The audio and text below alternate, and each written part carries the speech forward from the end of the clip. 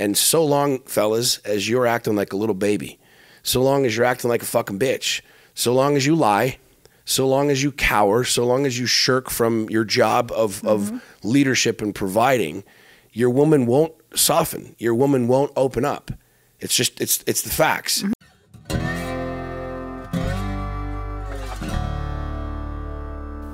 Ladies and gentlemen, welcome to the Sean and Sax show, the Q&A edition. Q&A. Back again. Not QAnon. What's QAnon? Oh, boy. We're not going to talk about that. It's the Q&A. Just leave it at Q&A, babe. Okay. We're just going to do Q&A. Questions and answers from the tribe, from the people. We have some good ones today. Yes. You have a couple. I have a couple. We're going to jump right into it. So I'm going to pull my handy-dandy notebook out. What? Yeah. Okay. All right. We're just going to jump right into it. Q&As are always fun. What? So Q&A days are always fun. There's a couple ambiguous ones that I think if we can maybe make some assumptions. I know Don Miguel Ruiz is not going to be happy with this because it's not one of the 4 agreements. Shame. But we are going to make some assumptions, like on this first one, okay? I'm just going to read it. Give it to me, babe. And then I did, and I do. Ready? All right. So Trent says, my girlfriend and I have been together for 6 years and broke up twice during that time due to some shitty decisions on my part. I'm just going to go ahead and assume that Trent made some dumb decisions. Maybe he cheated. Maybe he didn't. Maybe he just got a little hammered one day or another. Whatever. He says, when we are apart, she is powerful and driven, but when we are together, she isn't. How can I motivate her to keep herself at her best? I knew you'd chuckle because I kind of chuckled. But here's why I like this question. It's a fair question. We get this question a lot. Yeah, and in a different way or different format. There's a lot of people that will kind of pose this question like, hey, I did some dumb shit a long time ago, which is in essence saying, I broke some trust. We have some trust issues or whatever else. So how do I go ahead and get my person to like do all of these things? And it's like, anyways, so take that question, babe. My girlfriend and I have been together for 6 years, broke up twice during that time due to some shitty decisions on my part.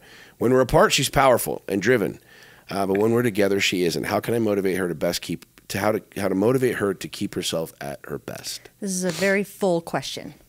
My first thought is you will never motivate her.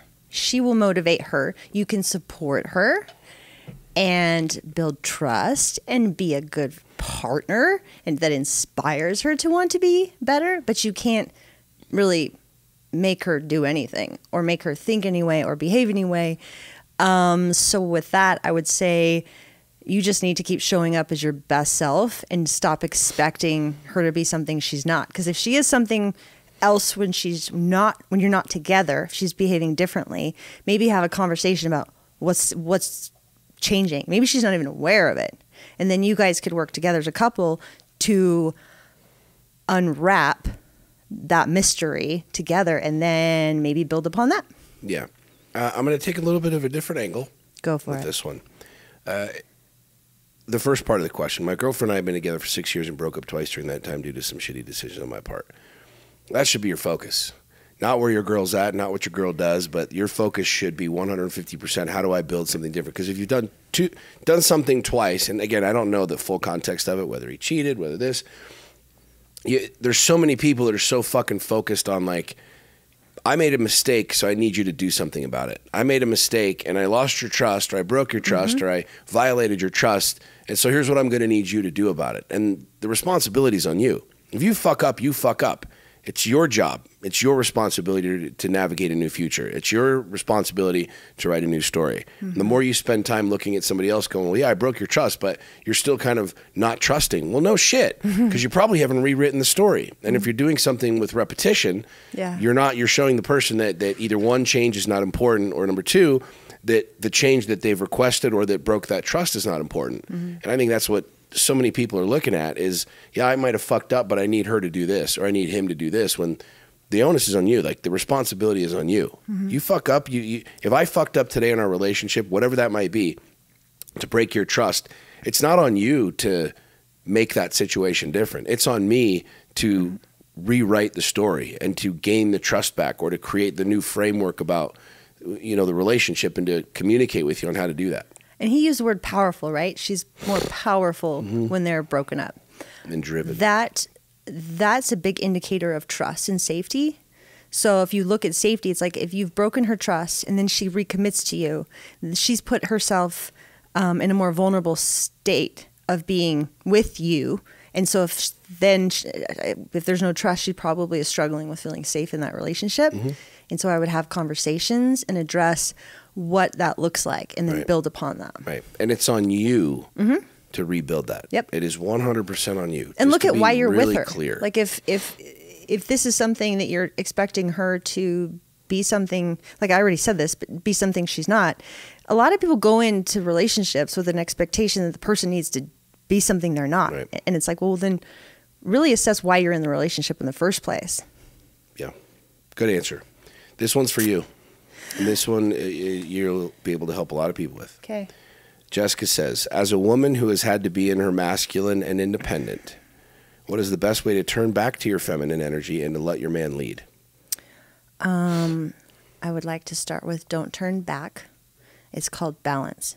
You will thrive when you are balanced in masculine and feminine energy. There is a flow to that. So if you're in a state where it depends on what it is. Like with you and I flow in between masculine and feminine all the time, depending on what the task or circumstance is in front of me. With you leading, it's like I learned to disarm myself. There was no turning back to anything because they're both very, very, very powerful positions to be in for all of us, men and women. So with not being in my masculine as much as it really came down to trusting you to lead and just supporting your leadership.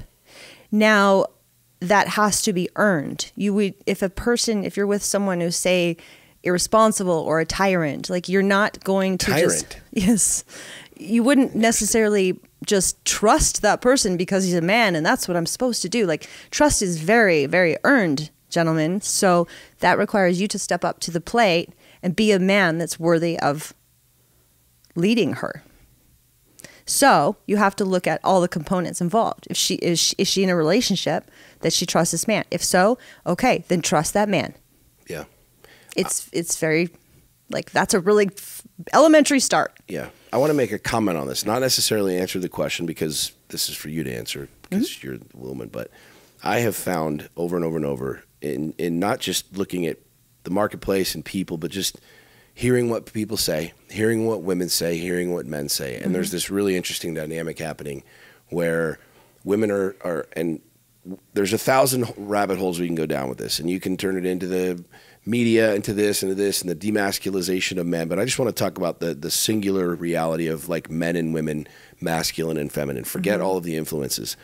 There's a lot of women who have put up guard. There's a lot of women who have like become hardened. And whatever that means to you, I mean, there are a lot of women that I have seen, that I have experienced, that I have witnessed, not just, in dating, but in coaching a lot of women and having a lot of women like in the Lion's Den that we work with that are hard. And they become hard because of their, number one, choice. Number two, perhaps going through a divorce, perhaps having their heart broken, that's a big one. Been hurt, so on and so forth. And there are a lot of men on the flip side of that just look at women as angry. And they look at women as these hardened creatures that, well, if she's just going to be a bitch, then what am I going to do about it? You know what I mean? And it's a really interesting place to be because men have relinquished their position of patriarch, of being the leader of the relationship. This is something you and I talk about a lot. Like, I'm in charge of this relationship, period. I am the man of this house, period. End of story. Like, you have a role, I have a role. There's no doubt about that. There's a weight that you carry and a weight that I carry, but I am the patriarch of this home. And there's a lot of women who have a hard time hearing that. There's a lot of women that think that they, quote unquote, are relinquishing some aspect of power, or that it's a weakness to allow the man, to push the man to lead, to be the leader of the home. And I think it's a really interesting dynamic happening right now because it takes a really, really, really confident man. And I'm not talking ego man. I'm talking about a confident man, a man who can provide, a man who can be in his masculine and his feminine, that will allow the woman to feel safe. That will allow the woman to soften. And so long, fellas, as you're acting like a little baby, so long as you're acting like a fucking bitch, so long as you lie, so long as you cower, so long as you shirk from your job of leadership and providing, your woman won't soften. Your woman won't open up. It's the facts. So long, fellas, as you sit in a place of literally being a child and not owning that relationship, owning that space. Yeah. And I want people to really hear and understand what this means. Like, this will continually be a hamster wheel that people are on. Yeah. And you'll continue to have women that are just hardened, that don't trust, that don't have connection. You know, have men that'll be like, they're just all bitches. They're all angry. They're all mean. They all have their fucking shit, whatever. But it takes a man to truly step up and lead, to own his shit, to have his house in order for a woman to trust. I mean, at the end of the day, you didn't need money from me. You had your own money. You know, you didn't need any of this shit. You had your own house. I didn't need order. food, water, shelter, children, anything. And so at the end of the day, I realized that as you look at this question, I mean, one of the best things that a man can do is truly own who the fuck he is and step up and truly lead a woman. And I'm not talking about, hey, grab my hand, let's run through the fucking forest. I'm talking about, fellas, if you're not vulnerable, guess what your woman's not going to be? Vulnerable. Fellas, if you're not willing to tell the truth, guess what? You ain't going to get the fucking truth. If you're not willing to be radically honest, radically transparent, your wife won't follow you. Your woman won't follow you. Your girlfriend won't follow you. And they will do that. If you want your woman to soften, fellas, you got to soften. If you want your woman to open up, you got to open up. If you want your woman to own her shit, guess what? You sure as fuck better own your shit. Plain and simple. That was well said, my Clip dear. that one out. That's going to be a great one for the grams. All right. Okay, you got some, babe? Yeah, I do. Let me pull them up I here. have a really funny one for my next one. Okay, let's see. I don't know her name, so I'm not going to say it. Biggest conflict that we have, and how do we resolve it? Our egos, your ego. Saxony has a giant ego. I think our biggest conflict is in our own egos. I think our biggest conflict doesn't have anything to do with the other person. I'm not in conflict with you. I'm in conflict with me. And then when I'm in conflict with me, like going back to what I just literally said, when I'm acting like a child, we have problems. When you're acting insecure and dealing, with your own shit, we have problems. It's funny, like we don't really have a whole lot that we argue about. We don't have a whole lot that we disagree on or have problems with. Right. What we have are giant fucking egos. And those egos get in the way of our connection, of our honesty, of our vulnerability. And when we're not there, then we have problems. And it's ego as in like we're very confident, hard-headed, driven, stubborn people, but we're also very, very tender and vulnerable, which we all are. But you and I are extremely emotional people. So that level of ego and emotion can get really elevated and really real fast. And so that for sure is our biggest conflict. What I've learned, well, I think what we've learned is in the last 6 months through all the stuff we've worked through with our coaches, and is that as long as we both stay in our lane and stand in our power, and the word power I feel like can be kind of like allude to different things than what I'm meaning. Stand in your power is like, I will love you, but you're not going to sway me down with you.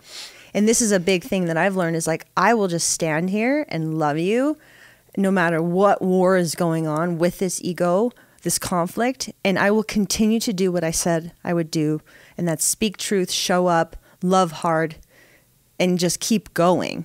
And so I think what happened before and what happens whenever there's been great conflict is when one person's down and then it seeps into the other, and then the whole ship starts to sink. Yep. That's why you have to have your own ability to take care of yourself. You have to take care of yourself. You don't take care of yourself, you don't get your shit in order.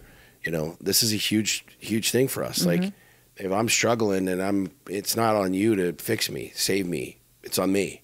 But it's also for me to hold space and be kind in the process. So like there's a fine line between holding your partner accountable and judging them. Right. It's a really, really fine line. And the way I check myself with it is where am I coming at with it? Am I coming from my heart with saying like, this is where, like, this is a planted my flag. I'm not judging you, but I'm not fucking around. Yeah. That's coming from my heart. Cause that's like the very fierce mama bear warrior woman that I am, is like, get your fucking shit together. We are going to conquer this. Like, I don't know what you need to do, but fucking get your shit together, and vice versa. Instead of being like, you suck. Why don't you pull your shit together? You don't do anything. It's like there's a very fine line, but both of them are very intense. So finding that confidence and coming from a place of love and kindness. Sometimes it's not very kind, but it's kind in the end, because when I speak like that, and when you speak like it's, we hold each other to a really, really high standard. Amen. And it gets intense. It gets really fucking intense. Whatever. It gets really fucking intense. We are... Gunnar could write a book about it. Oh, He's always there. Yeah. Our dogs, if our dogs could talk. Okay, next question. And then you get to pick one. This is really funny, but I actually thought this would be fun to talk about. Like, I have candles everywhere, plugins everywhere. I wear cologne. You wear perfume. I think what you should do is tell everybody what kind of perfume you wear, because it's Louis Vuitton. Yeah, what kind is it? It's something en français. And guys, like listen, I think there's impressions that you make on people. Like when you show up, real talk. Have you ever walked in and you smelled somebody that has BO, like real bad BO? Right, they smell like freaking European. It doesn't wear deodorant. They smell like BO. It's not attractive. And I'm just talking about him and her. Have you ever like walked up and had somebody talking to you that just has like nasty ass breath? Like, smells are important. Having clean oral hygiene, like having gum, is very important. You know what I mean? Smelling good is important. Some colognes are horrible. Yeah. Oh, there's a ton Here's that what's are crazy. fucking bad. So we're going to give you the top two. The reason I want to ask is because I'm going to tell the fellas what to wear. You tell the ladies what to wear. I don't want these ladies smelling like me. Just kidding. I'll share. We should call Louis Vuitton and be like, hey, we need a... I would love to be sponsored by Louis Vuitton. That would be just great. Sean would be thrilled about that as well. Make that happen. So my number one it's Louis Vuitton, and it's Attrape Rêves. It's pink. Yeah, it's good. It's so really good. And I love, you've worn perfume. You yummy. wore something the other day, and I flat out told you it stunk. It smelled terrible. Did I? Oh, yeah, no, remember? That was another Louis Vuitton sample, and it was terrible. I know, it's the sucked. Cosmic Cloud or something. I told you it was terrible. Don't but wear the that. one you wear is really good. It'll And then smell like I wear baby Creed. diapers.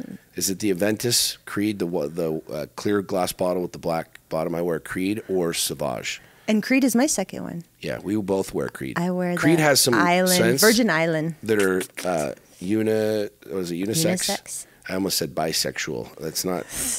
Bi is two, right? Doesn't that mean two? Well, it's just men and women can wear it. It's really good. So Creed is really good. The Virgin Island is the one that we both wear. I don't think it's really Island good. Virgin. That would be a little too something island. risque. There's island in it, whatever. And then Creed Aventus is the one that I wear, and then Sauvage is another one that I wear.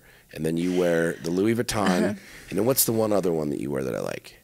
It's just the Creed. There's one other one. No, there's one more. That's just my natural Yeah, these smell. two. One thing I will say that I've learned about perfumes is you have to make it work with your body chemistry.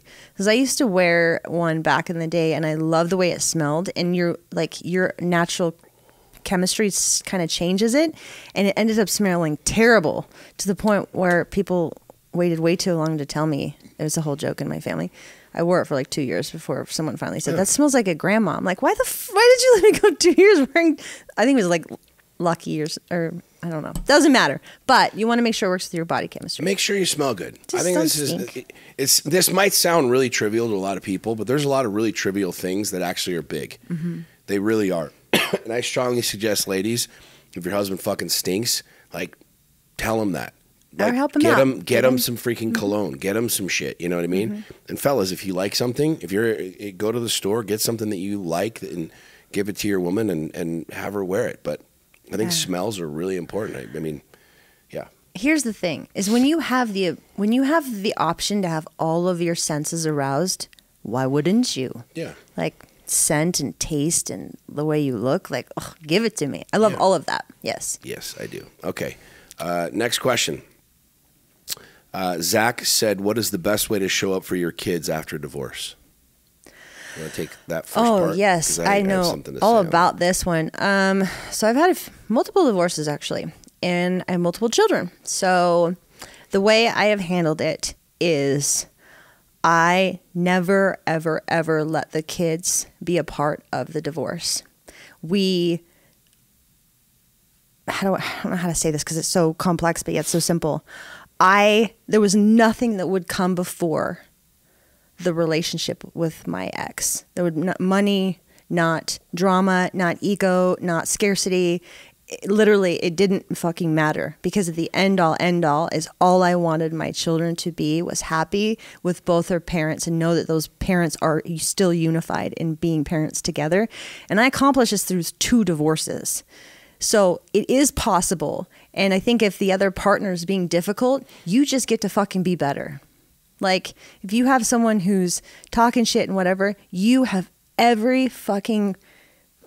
Your responsibility is to show up consistently as the best parent ever and support that parent even if they're being ugly. Yeah. Like, it doesn't matter. You never, ever, ever go down. You never participate in the bullshit if there's bullshit. Like, you be the example and lead and lead and lead and lead with love and never stop. Yeah. The number one rule that I tell people is that you absolutely can never treat your kids as private investigators. Oh, like, you can never use your kids as a pawn or as a information source. Tell me what mom's doing. Tell me what dad's doing. Who's he hanging out with? Tell me about this. Tell me about that. There's a lot of divorces that are nasty. If you're doing that, fucking stop that. There's a lot of fucking people doing that. Stop that bullshit. That's that is not the okay. number one thing. Like, you absolutely, without question, can never, ever, ever use your kids as private investigators. It's number one. Number two, and these are like hard, fast rules. You can never speak guile or ill of your ex to your kids. You can't. You might. I went through a nasty ass divorce. Trust me, I did these things. I did it wrong. Yeah. This is why I'm telling you. Like, you cannot fuck around with this stuff. You absolutely cannot. 100%. I did it. I did it wrong, and it led to literally a ridiculous amount of legal fees and courts and embarrassment and a lot of dumb shit. And the kids suffer. The kids suffer. They are this is something you have to understand. Divorce sucks. Okay. I had the belief system that when we got divorced, that I still had some sort of dominion or rule over her and how she should be with the kids and how she should show up and how she should spend my child support money and all of this other shit. Listen, you got divorced. That is it. Done and fucking done. Like, how your wife or your husband, your ex, shows up has nothing to fucking do with you. There are so many guys who are like, yeah, I pay child support, and she's out getting new tits and getting Botox and shit. Doesn't fucking matter. You have nothing to say there. You have no authority, no rule over how the fuck she spends her money, what she does. And that is her money. And it's my money. No, motherfucker. It's her money. You're paying. You created those kids. Shut the fuck up. This is hard for a lot of people to hear. Yeah, and trust me, anybody who wants to fire back and clap back at me right now, go, you don't know fuck you. My divorce was nasty as shit. There is literally nothing that anybody could tell me that would trump like the crazy shit that I experienced in my divorce. I know this. So I speak from 100% authority in knowing this. When the children are with you, when your kids are with you, the only thing you do is focus on being the best mom or the best dad you can be. That is it. That is the only thing you can do. Now, if your ex is putting your kids in physical harm, like physical jeopardy, then you can get involved. Yeah. But the reality is who they date, who they hang out with, I had my ex was dating a guy and he was telling my kids to call him J-Dad. You know, his name was Justin, and he's telling my kids, call me J-Dad. As an egomaniac, I was fucking furious. Who the fuck are you to tell my kids what to call you? You want to put dad in there? You ain't even married. These aren't even your stepkids. What the fuck are you talking about? Trust me, I get it when I say, like, it is a very, very, very painful place to be. But the single biggest thing you can do is that when those kids are with you, whether it's your night, whether it's your day, is to truly be the best parent you can be. Love the shit out of them. Love the shit out of them. Like, show them that show them what's real. Show them you're in pain. If you're in pain, show them you're excited. If you're excited, show them your journey. This is one thing that I did with my kids is, like, I showed them where I was. I was really, really, really open. But one of the things that you absolutely cannot do is you can never act like they're private investigators. You can never try and get information from them about your ex. And number two, you can't speak shit. You can't talk shit about your ex, even if you want to. Even if your ex is the biggest dickhead or the craziest bitch on the planet. You made babies with them. You can't, man. You can't. It's your job as a parent to show up. And I promise you, your kids will remember that shit. Right. I was really, really, really lucky that my kids were really young when we got divorced. I mean, my youngest was 2. And I'm grateful for that because there's a lot of my antics that they probably never really remember or will remember. But I did a lot of things wrong. And I'm speaking right now, we're speaking to 50% of our population. There's 50% of you right now that will end up going through a divorce or have been through a divorce. Right. I mean, the statistics are 51% of marriages are ending in divorce. So literally half of you listening to this right now are either divorced, have been divorced, or will go through a divorce. And there's nothing more important when you go through a divorce to understand that the kids, they didn't ask for it. They weren't pushing for it. And you will do more harm and more damage to your kids if you act like a child, if you act bitter, if you show bitter. And the one thing that I do know is that kids are smart as shit. Kids will remember. If you have kids that are older, kids that have like cognitive capacity right now, a 2-year-old really doesn't yet. 2-year-old doesn't understand it. You know what I mean? They're more interested in like picking their boogers and playing with the dirt. You know what I mean? But you have kids that are older that understand emotions, that understand pain, that understand that. Put yourself in that situation. You're getting ping pong between 2 houses, 2 different things, 2 different ideas, 2 different new people. You know, mom's dating somebody new. Dad's that's what I want to talk new. about. So that's a wild place to be as a child, man. When my oldest, when we got divorced, my ex-husband started dating this woman, and she pretty early on moved in. And I remember having like a little bit at first. I was like, oh, whoa, what? And I took it upon myself to like look at the picture. I'm like, I can have a lot of scarcity around this. Why are you kicking me? Because his ex or his girlfriend she's cute. She's younger. I could have had all this scarcity around it. But what I realize is this is another human being that's showing up that wants to give love to my child. Yeah. Now, does that take away from me? Absolutely not. That takes nothing away from me and the love of being his mother and all I have to give. This is like in addition to. Yeah. And that like really, I was like, oh my gosh, the more people that want to love and contribute to the well-being of my children, bring it. It takes a village. Yeah. And the step parents that have come into my children's lives it's like they are such a blessing. Like I've covered this before about Audrey. She is such an amazing mother in ways that I'm not. She's very different than me. And I joke like how lucky Tyne is to have 2 very different mothers that have just supported and loved him the majority of his life, because she came in when he was pretty young, and now with you with Relic, it's like Chad and you are buddies. Like we are in this village of raising these children, and Summer with me. Like we know we're all in this together, but you are the driving factor of that. If you have scarcity around this new person in their life, those children will suffer. Yeah, 100%. So have an abundance mindset with that. You don't. It doesn't mean this is hard, man. I mean, it's really hard for a lot of people. It doesn't mean you have to be buddy and hanging out 24/7, 365. But I realized that like marrying you. Somebody mentioned this to me yesterday about watching how I've taken on with like Tyne and Relic. These are not my biological children. I'm never going to tell them to call me dad. Right. You know, I'm not their father, but I am their father when they're with me. Like I'm the man of the house. Like I am the leader and the patriarch of this home. Like we have rules, and everybody plays by the rules, and everybody gets love, and everybody gets support, and everybody gets caring. You know, that's something that I absolutely believe. And this is a little bit longer an answer to the question, but I think it's important to talk about. If you're in a co-parent position, or if you're in a marriage where there's other kids, those are your kids.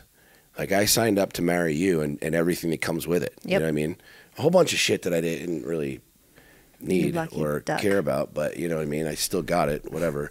But the truth of the matter is like I signed up to marry you, and that means like I signed up to take on these boys. And they're my boys. Like, you know what I mean? And I've had some really cool experiences in love and connection with them where I get to be a disciplinarian, but I also get to be, dad that gets to play around with them and wrestle with them and play with them and travel with them and experience life and support them in their games and in their, pursuits and stuff like that. I think it's really, really, really an important thing for, what do you call it? Not co-parents, but like divorced parents, divorced people, whatever you want to call it, to look at the children of your now lover and understand that when they're with you, it's your job to show them as much love as your own biological children. Mm-hmm. And that's hard sometimes. It's really hard sometimes. Like, I'll give you an example. When we first got together, Tyne, Sax's oldest, is a video game connoisseur. He loves video games. He loves video games, and he would play video games for hours. And I'm like, and I'm not anti-video games. I literally could give two fucks about them. I don't play them. You could pay me $1 million to try and play a game of Call of Duty, and I wouldn't even know what the hell I'm doing, right? Tetris, however, I'll play Tetris all freaking day long. I love Tetris. But we were radically disconnected there. And there was a lot of friction at first because he, like, literally, when you moved in, he was downstairs fucking around with the Wi-Fi, and he was screwing up the Wi-Fi, and he was trying to plug in this router that would make his computer faster so that he could stream more and all this other shit. I'm like, yo, dog, don't touch my fucking Wi-Fi. What are you doing, right? And he's like, well, I need to do this. And I'm like, no, this has nothing to do with me. Like, what the fuck are you trying to do, right? And I remember, like, thinking I got two choices here. I can be a dick, and I can be, video games are shit, video games are dumb, this, that, and the other. And we had some real candid conversations, but I also chose, like, hey, man, I'm going to dive into this and be like, let's connect on this. Show me this. Talk to me about this. What is this? How does this work? And there were times where I'd go watch him play video games, and he'd, joke around and tell me this, and we'd joke around about streaming and other people playing and stuff like that. But I share that simply because, that's not my jam. It's never been my jam, but that kid's my jam. You know what I mean? He's my kid as much as my kids are my kids. And it's important to understand, and this goes for parents just with kids, period. Your kids aren't going to be into the same shit you're into. And you need to, as parents, you need to honor that and be open. Like, totally. That was a really cool experience too, because Tyne, the kid ended up with a full ride academic scholarship. Yeah. He's going to school to make video games. Like, that's what he wants to do. This is his literally life passion. Right. He's brilliant. And he has his online Twitch account now that he plays and streams. Like, this is literally what he loves. And that was cool because you got to realize, like, he's not just wasting away in a basement. He's actually a very ambitious kid in a way that doesn't make sense to you.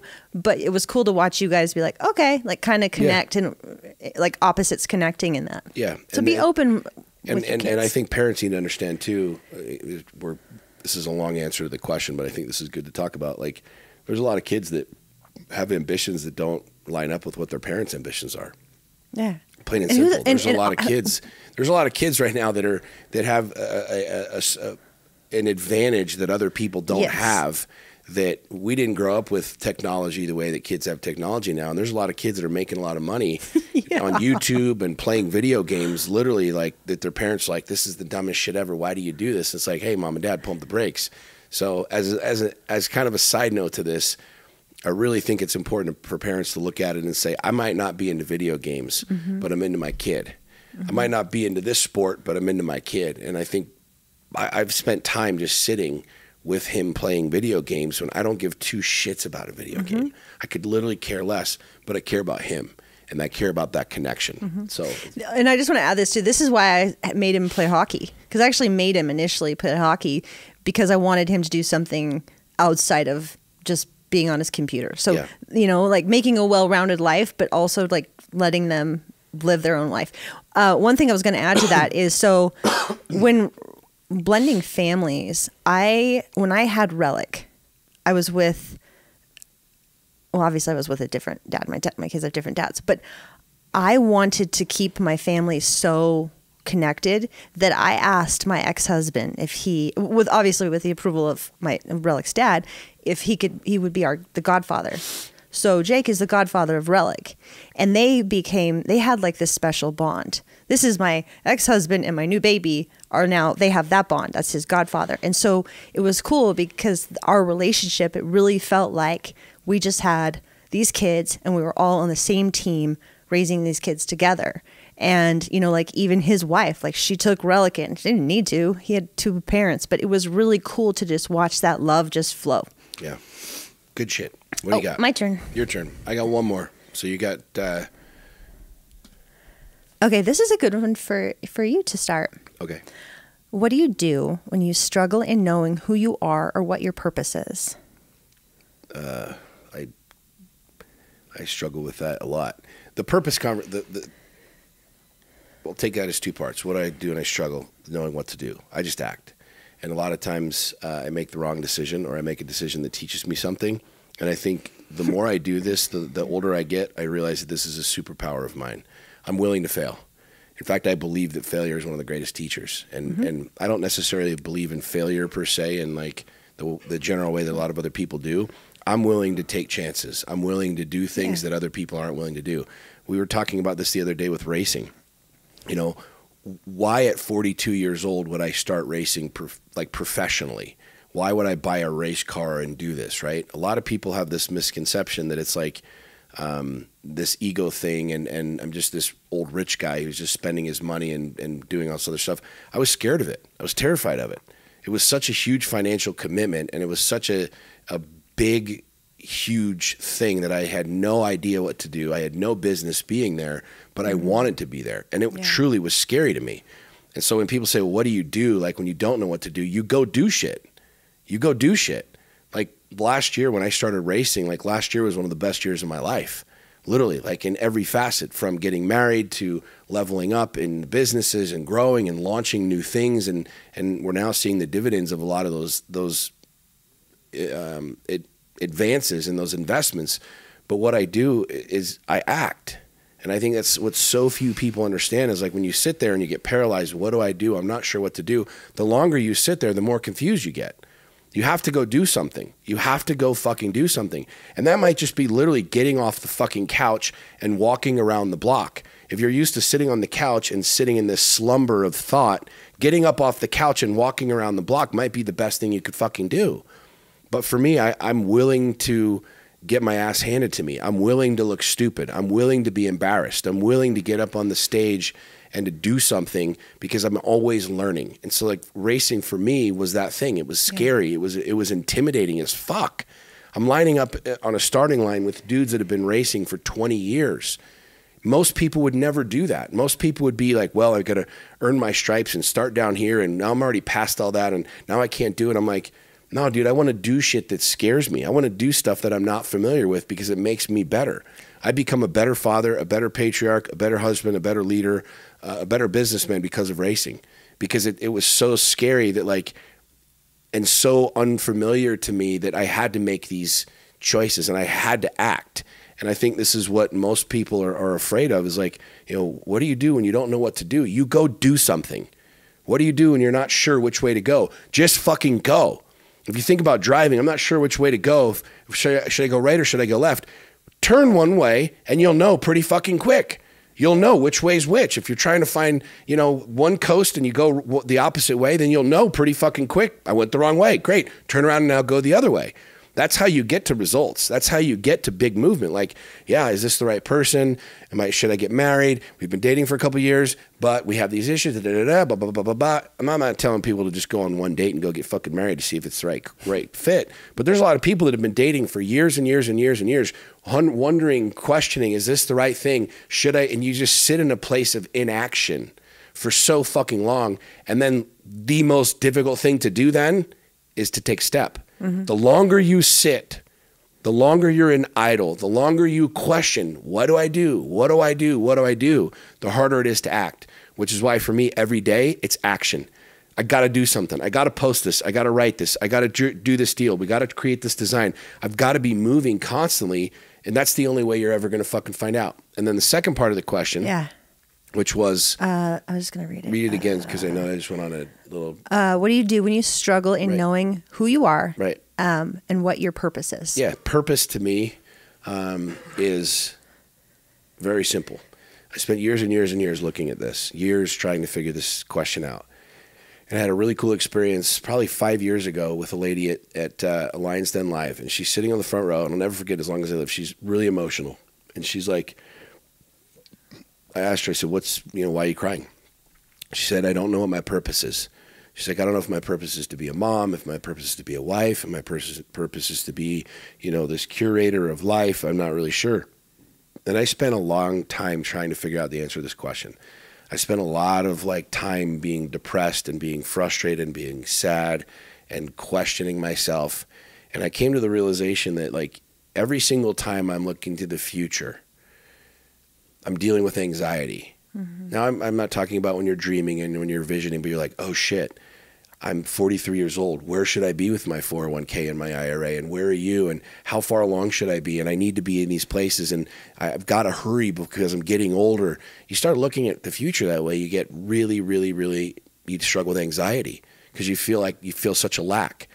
But then when you look backwards, you get depressed. Because you're like, shit, I did all of these things wrong. I lost millions of dollars. I went through a divorce.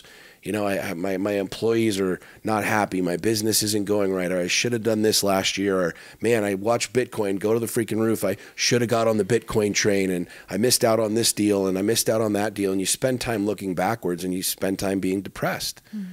And the crazy thing is you have no control over either of them. You have no control over the future. Truly.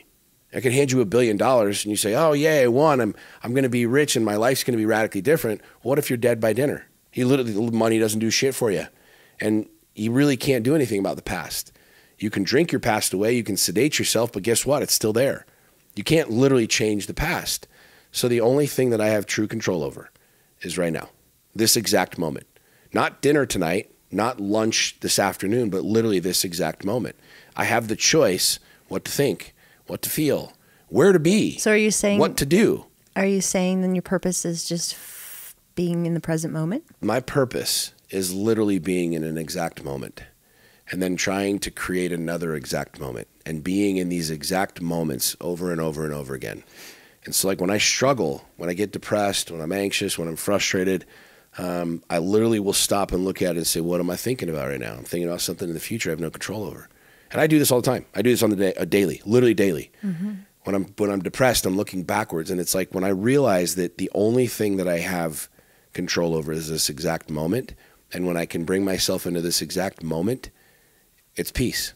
Mm-hmm. It's the only place that I find true, unfiltered, unbridled peace. And there's a lot of people that question, and we could do an entire podcast on this. Mm-hmm. There's a lot of people that are trying, we should do it, they struggle. We literally live in a society and a culture where people will medicate. They will literally sedate because they're so depressed because they don't know their purpose. People literally struggle with depression or anxiety because they don't know their purpose. We're on this constant question. Don't believe me? Google it. Google how to find my purpose. Millions and millions and millions of Google results, books, DVDs, lessons, videos, broadcasts, how to find your purpose. Do this, do this. Oh shit, I'm not doing that. Fuck, I need to do that. Well, they said to do this. Think about that. We're in this constant state, in this constant quest of what's my purpose? What's my purpose? What's my purpose? People live their entire fucking life being depressed because they don't know their purpose. What if your purpose literally is to just be in this exact moment? To literally just be in this exact moment and then do it again. And then do it again, and then do it again. You're constantly at peace. You're constantly present. You're constantly experiencing the sunset versus trying to take a picture and then find the right filter for the fucking sunset. You're enjoying the sunset. To me, it's the ultimate level of freedom is to be in an exact moment and to truly be in an exact moment.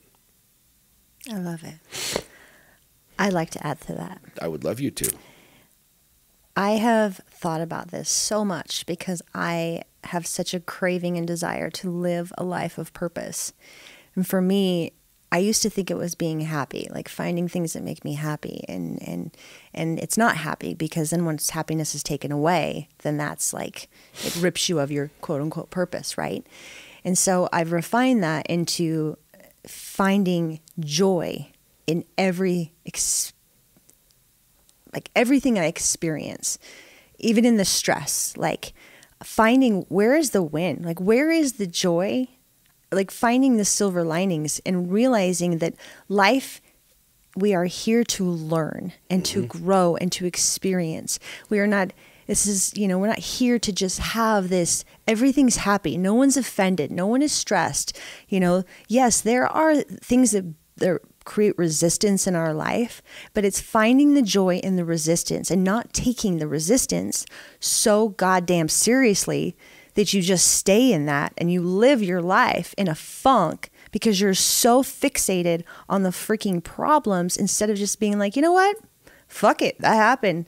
Pivot. Find some joy.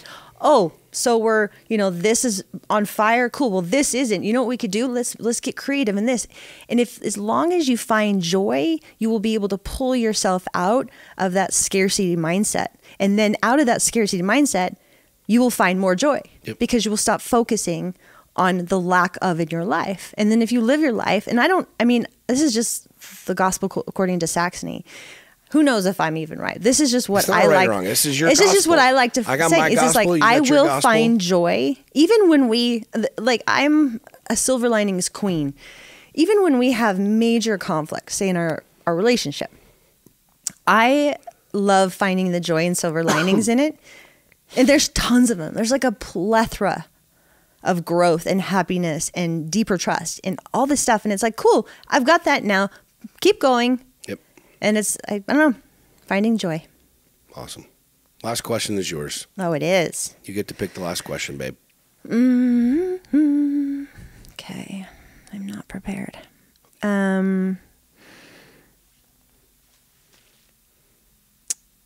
While you're finding your last one, I'll ask one more. Okay. Jessica Lynn, interesting name. Jeskalyn. Jessica Lynn. It's like Jessica and then Lynn at the same time. Jessica Lynn. All right, Jessica Lynn says, what's the greatest obstacle your marriage has overcome? That's basically what we already answered, though. Our egos. Yeah. It's just our egos. And I wanted to answer that exactly because, it's such a simple question. Yeah, it's just our egos. Like, we get in our own way. Yeah. Sean and I get in our own way all the time. And we're very good at being like, oh, I'm causing this problem. I should just probably stop and carry on. Yeah. Or there's not even a problem and I'm just creating a problem. Yep. Guys, I don't mean to make light of it, but relationships really aren't that hard. They're just really fucking hard when we're dumb. They're really hard when we just do dumb shit.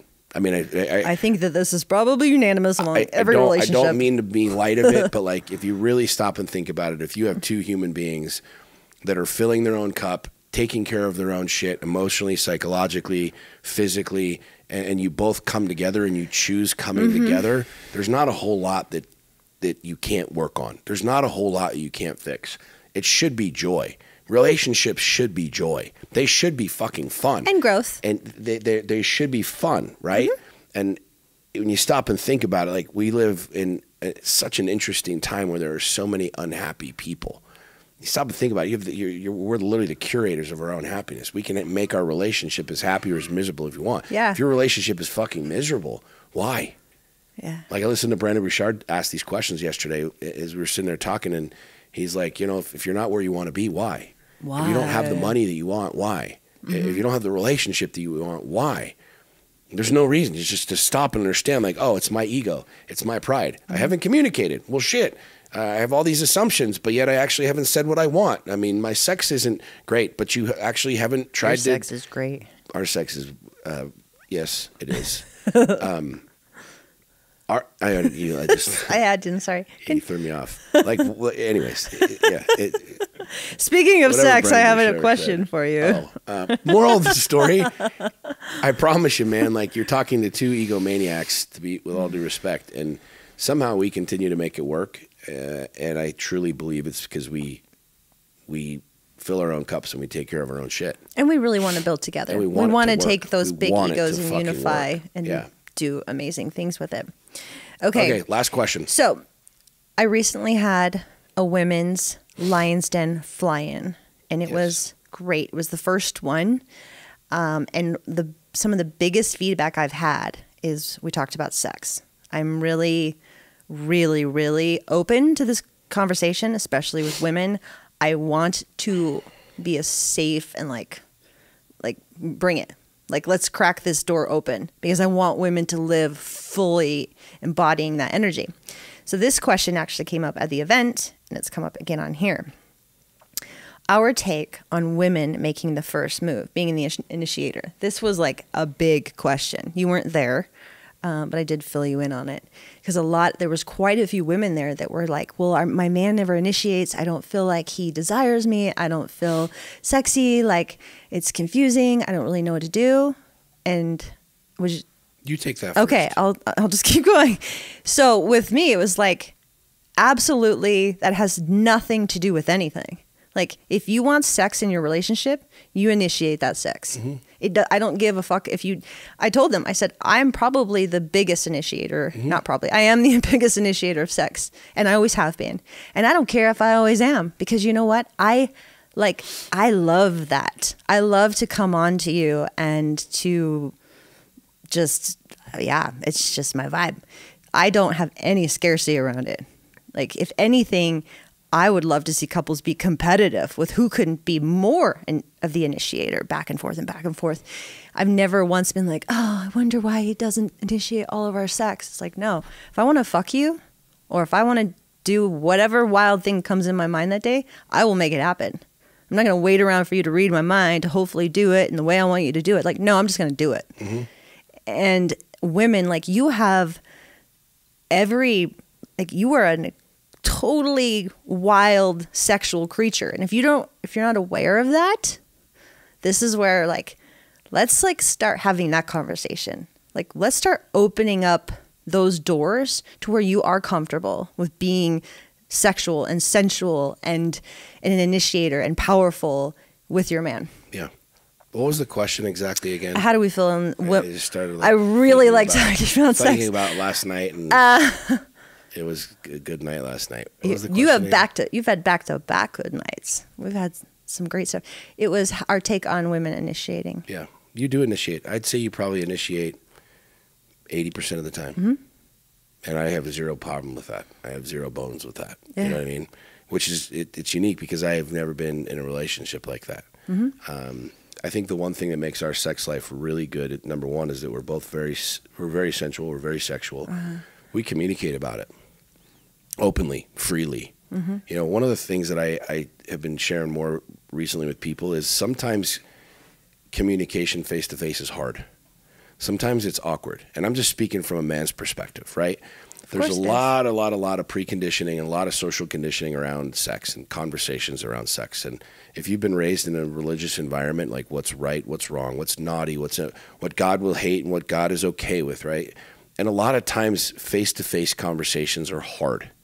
They're difficult. There's a lot of little boy in men, plain and simple. There's a lot of like scared little kid, like we don't want to look dumb, sound dumb, be judged. You know, if I tell my wife this, she's going to think I'm weird. One of the best things that you can do, and one of the things that you and I do on the regular is we will text each other. And I'll be honest, I'm a lot more comfortable texting something than I am speaking it in a lot of times. Sometimes I'm open and I'm more vocal around things than others. But this is something that I truly believe both men and women both want. Men want to be wanted. Women want to be wanted. We want to be wanted sexually. We want to have somebody look at us and go, fuck yeah, you're hot as shit, right? Which that's not a problem for either of us. We say that on the regular, right? But we also want to feel like we have power over, you know, knowing that we can get what we want, both men and women, right? One of the biggest breakdowns, in my opinion, today in our modern sexual culture is communication. And not just projection. I'm not just talking about porn being thrown out there or this or that or the other, but true intimate connection, true intimate conversation. And so if you're struggling with that, text, literally text. Like I'll have thoughts throughout the middle of the day and I'll just text them to you. And I'm not just talking about like naughty shit or what I want you to do to me or what I want to do to you kind of a deal. But I truly believe that one of the biggest aspects of breakdown of intimacy and sex is communication. There's nothing wrong with a man wanting sex all the time. Ladies, it doesn't make him fucking wrong. It makes him a goddamn primal. It's what we are. Like our body, we're literally meant to reproduce. Like that's what men do. We kill shit and eat it and we fucking reproduce. That's what we do. That's what our primal ancestors have done. That's what's been going on since the dawn of fucking creation. We love to fuck. Sometimes we suck at the intimacy. Sometimes we suck at the snuggling and the foreplay and all these other things. We just want to bend you over the couch and fuck you and keep moving on with our day. That's a lot of our thought processes. Bryce, am I wrong? I got another man here. It's what we think about on the regular. But even saying that, there's a lot of women like, oh my God, he's like a pig. Well, no, I'm hold not. on. Listen to what I'm saying. Let me finish. You're Okay. not. But a lot of women are. Right, but why? And Why? I'm getting there. Okay, You just go. be quiet for 2 seconds. Let me finish my sex conversation. You know, it's what it really is. And that is something that we need to talk about more in culture. We need to talk about that more. It doesn't make you bad. It doesn't make you wrong. It's just how we are. It's how we're wired in our DNA. But at the same time, we are also scared to talk about things because of the programming and the social conditioning. And so there's this really interesting dynamic, and you see a lot of people that get into cheating, and a lot of people that stray, if you will, simply because they don't know how to fucking communicate. And I promise you this, no affair ever starts sexually. It never starts sexually. There's always a lack intimately or a lack of communication. Always, without fucking fail. I'd be willing to bet that 99.999% of all affairs, they don't start with just sex. You don't just go to the office one day and be like, yo, I want to go fuck you. It's from a lack of communication, a lack of connection at home, a lack of intimacy at home. And then that's when the stories kick in and all this other shit. And I think it's one of the single greatest things that we're missing is this aspect of communication. Real, honest, raw, vulnerable communication from both sides. And I think that a woman initiating sex is a beautiful thing. A man initiating sex is a beautiful thing. But sex is also such a fucking ridiculously difficult conversation for us as humans because we've been programmed that it's this weird thing. It's the secret thing. It's this closed door, behind closed door. Don't talk about it. Don't post about it. Don't share about it kind of a thing. And I think that the quicker that a couple can get over that and actually realize like we both have desires, we both have wants, and we can communicate on what those are openly without judgment, like the quicker you're going to get exactly what you fucking want. So you answer that question, why? You asked me why. I want you to answer that. I wanted to just, my thought is like there is this, I don't know if it's like just been drilled into us that women aren't sexual. I think that's a load of shit. I really don't like it. Like, cause it's like, oh, men are just sexual. They just want sex. Women are actually extremely sexual. But like you said, most of them, not most of them, but you know, like society has almost tamed that beast. Religion has tamed that beast. Like you have sex to make babies. I don't buy into that at all. Like that's completely out of alignment for me. Women are very sexual, and this is the confusion. And so it's like women, they have this like, oh, well, I want to be sexual, but, and it's, and this is where I want to be an advocate and a outspoken person of the fact that like, no, like women truly deep down like desire sex, like fully aroused in every way. Sex. It's and this is why I think the women initiating is very powerful. But you have to kind of get backwards, like where does that start? Like where do women find that energy? Where do they find that confidence? Where do they find that comfortability? You know, it's like women, like, have you ever looked at your pussy before? Like truly, like it's not as easy to see as what, like you guys can see your stuff really easy, but a lot of women have never actually seen their pussy. Start there. Like, you really get to know what you look like, what you feel like, what you like. Like, really get down and dirty with yourself. Because when you can open up that and you can make love to yourself, you can really bring that energy forward with your partner and have some incredibly confident, connected sex. So how many times in the last week have you just grabbed a mirror and like stared at your vagina, dear? Have I started this stared week? Stared at your vagina. I don't say stare just at. Look at your pussy. I've looked at my pussy a lot in my life. Okay. This is not a new practice that I started this week. I don't know. I mean, I've never walked in where you're just like, you have a mirror and you're, hey man, hey, Sean, check this out. Look, this is fascinating shit. Hold on. Have I sent you videos of such things? Yeah. Okay, well then I've looked at it. Yeah. It was part of the process. Got it. Okay. At this point in my life, it's more special events for like that because I've seen my pussy a lot. I'm very comfortable with it. Yeah. I think this is a conversation that we should do an entire episode. We can do a lot of episodes on because there's a lot of dynamics to this that are really fascinating. I'm fascinated by it because I'm learning a lot in my relationship with you about me and sex, and I've opened up significantly and we've had a lot of communication around this, but I truly believe this is something that everybody desires. Like everybody truly wants to have like a radically fucking open sexual relationship, but it is I grew up in a religious environment. I know what it's like. It's this taboo, this weird, it's irreverent. I get that all the time from people. How could you like, I share sexy pictures of you. In fact, I shared one not too long ago. And it's like, people will shame, why would you like objectify your woman? I'm like, you think I'm objectifying? My woman's fucking hot as shit. I'm celebrating the fact that my woman is who she is and looks how she looks and works how she works to be who she is. I'm proud as fuck of that. You know what I mean? There's a whole bunch of dudes that like, if you're with a hot chick and you walk into a room and dudes look at your chick, you're like, yo, why are you looking at my girl? You should want people to look at your girl, homie. I walk into a room and dudes are checking out my wife. We literally were at the fucking airport flying home the other day. These are some of the advantages to flying commercial, is because you get to people watching. It's a fascinating experience at an airport. And me and Alex walked in, and you had gone to the bathroom right across the hall thing. We walked into this bar. We were just grabbing a drink before our flight. And I'm sitting there, and I'm standing at the bar when you came walking back into the bar, into the little restaurant thing in the airport. And I'm standing there, and there was two bartenders that were right there. And the one bartender literally like looks over the big heavy set one, like hits the other guy. He's like, dude, and like this primal ape was like, oh, like pointing at you. And it was fascinating. He's like, yo, pointing at you, literally. And like, I'm standing right there. Right. And everybody at the bar, there's probably 6 or 7 people, like all literally unanimously like turned to look at you. He's like, hey, check her out. Right. And the guy who he was tapping to show was the guy who had already given me some drinks. And he kind of, I think, put 2 and 2 together because he knew that I was like wheeling your bag in when we walked in and sat down, and then you left to go to the bathroom. And it's funny because I sat there and I like smiled. And I told you this, I had the biggest fucking smile on my face. And I literally looked at the dude. I was like, she's hot as shit, ain't she? And everybody at the bar was kind of like, oh shit, that's his wife. And I mean, I got my wedding ring on and the whole thing. I'm like, hey, no, don't worry, dude. I appreciate the fact that you think my wife's hot.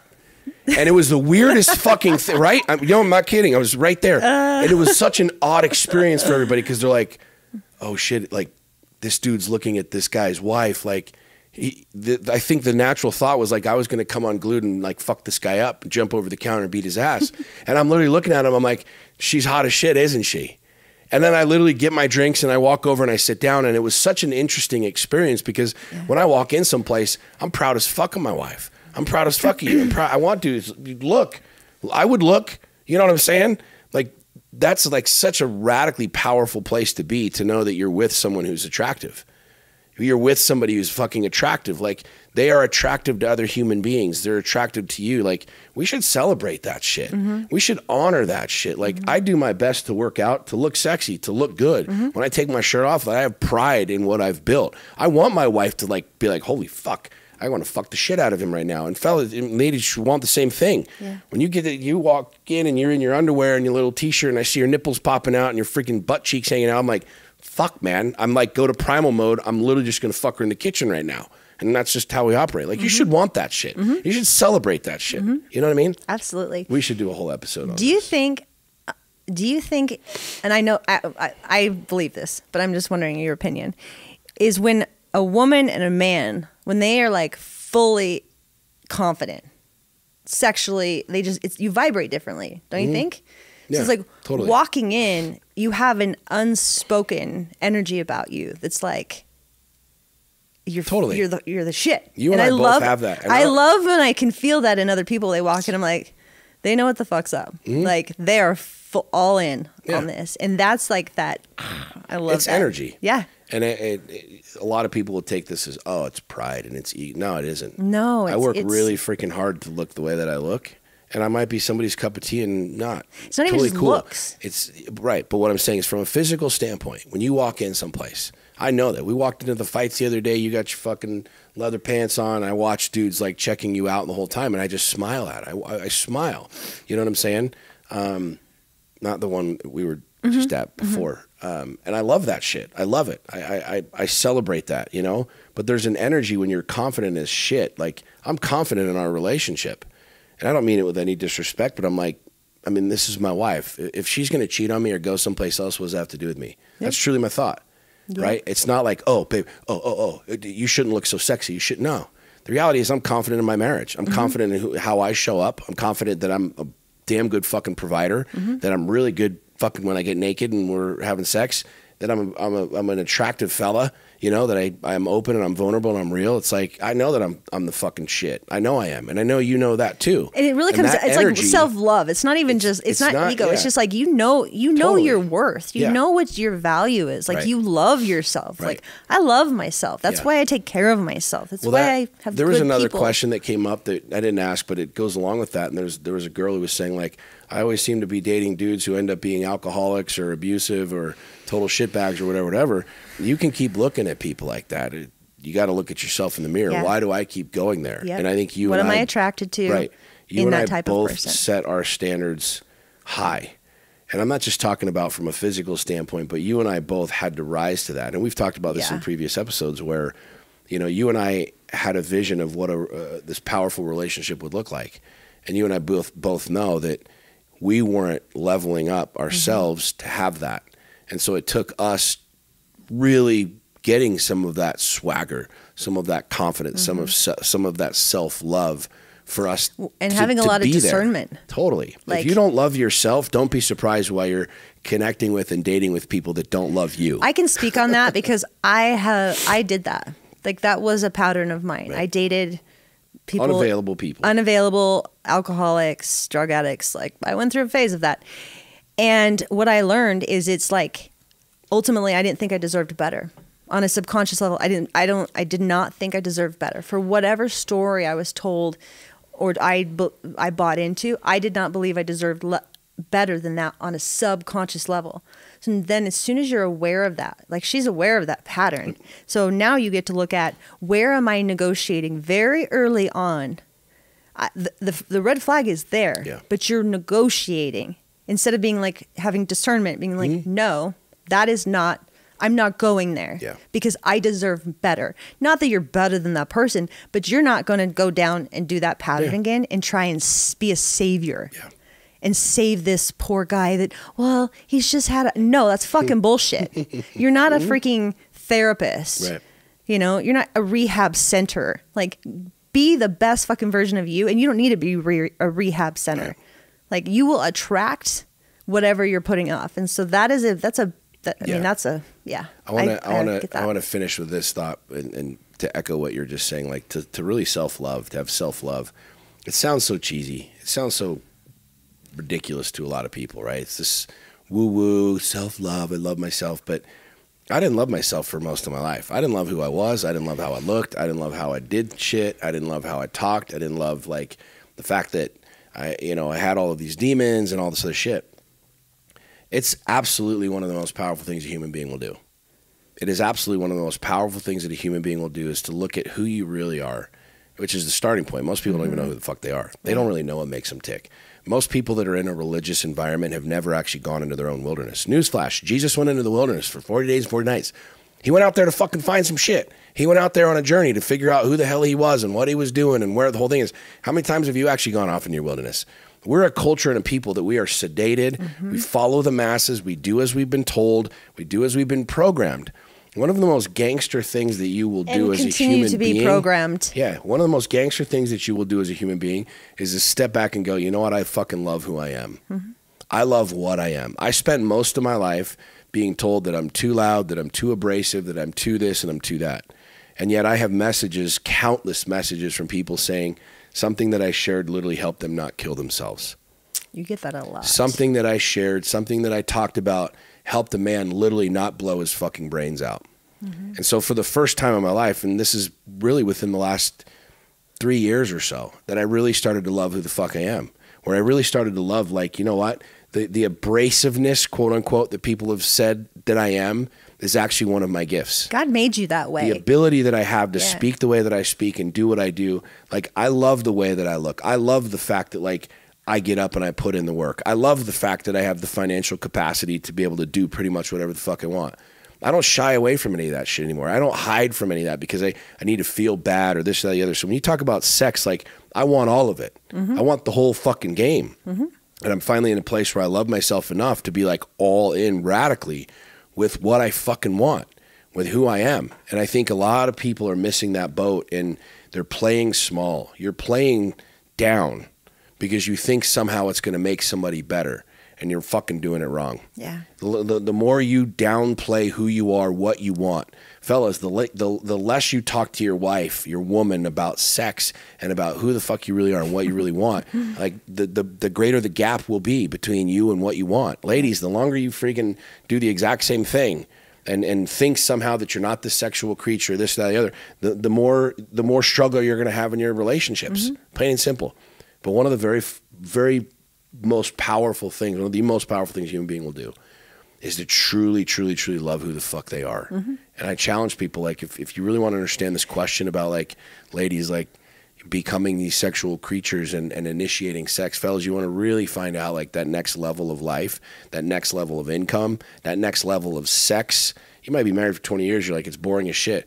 Cool. Learn to really fucking love who you are, what you are, and watch what happens. Yeah. Like, that's the one thing about sex that I really like, is I don't think I know what I know, and I know that there's probably a whole lot that I don't know. There are some positions that we haven't figured out yet.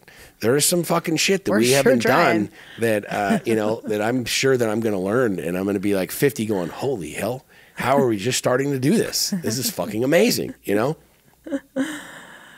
Really long answer to a great question, though. No, that was a really great question. I love it. Yeah. Yep. All right, great questions, ladies and gentlemen. Thank you so much for the questions. Anything else you want to say, dear? No, I'm just really thank you for entrusting me with the women of the Lion's Den, because that's your baby, and that was a cool step, and I'm really looking forward to that growing, because now we've opened the can of worms. Yeah. In a good way. It's going to be fun. It's going to be great. It's going to be really fun. All right, guys, appreciate you. Love you. Thanks for tuning in. Please share. Please like. Please comment. Please, actually, if you enjoy the podcast right now, will you go leave us a review on iTunes or wherever else you're using this or listening to this? It does a lot for the engagement of the podcast. We truly appreciate it. Leave us a review. Leave us a comment. Leave us some questions on YouTube or wherever you're watching this. But it means a lot when you share it and when you engage with it. So do us a solid. Go engage with it, please, wherever you're listening to this right now. And by the way, we're at 1.4. Was it 1.4 or 1.5? Yeah, we had almost 1.4 million downloads of our podcast, which I thought was really fucking cool. That's only on Apple. Oh, you guys are awesome. That's not everything else, not at the other platforms. So I'm really proud of our show, and I'm proud of the people that listen to it. I'm really proud of the people that listen. I'm proud that we keep doing it. I really tried to answer to, like, when they share it on Instagram. I really try to respond to the DMs, and don't stop. We love the feedback. Yeah, we're in this with you. So all right, yay. Love you guys. Peace. Bye.